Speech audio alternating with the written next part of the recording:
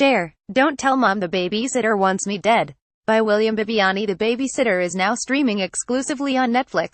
It's easy to judge the protagonist of a horror movie from the comfort of a movie theater or from your cozy little couch.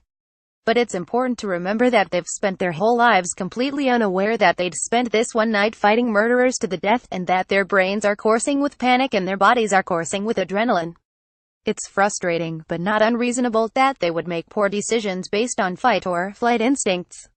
Usually. But you might want to draw the line at The Babysitter, a film about a kid who discovers that his babysitter is a maniac, and who at one point escapes the house and proceeds to run back underneath the house and set up booby traps.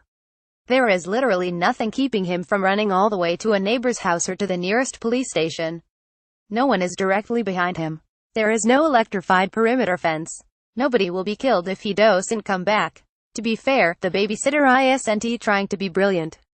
It's a crass teen comedy that ogles young women, makes tawdry sex jokes, and oversells every little moment just in case you didn't get it. The words "what the FK" literally fill the screen when our hero, Cole Judah Lewis, sees his seemingly awesome babysitter, Samara Weaving, kill somebody. Netflix. The Babysitter stars from L.R. Rabi Amail, Bella Thorne, Samara Weaving, Judah Lewis, Hannah Mae Lee, and Andrew Batchelor. The problem is that The Babysitter only needs to rely on the smallest amount of internal logic in order to work as a horror movie or a comedy, and it can't even get that right. Cole sees his babysitter and her friends commit a horrific act of violence, and now they're out to get him. Cole, as we learn at the start of the movie, is a bit of a coward, and so he must overcome his fears in order to save his own life and the lives of others.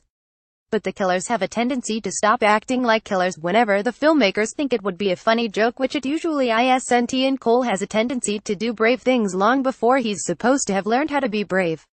The Babysitter is a comedy, obviously, but it's still trying to tell a real, albeit simple story, and it can't even cover its own bases.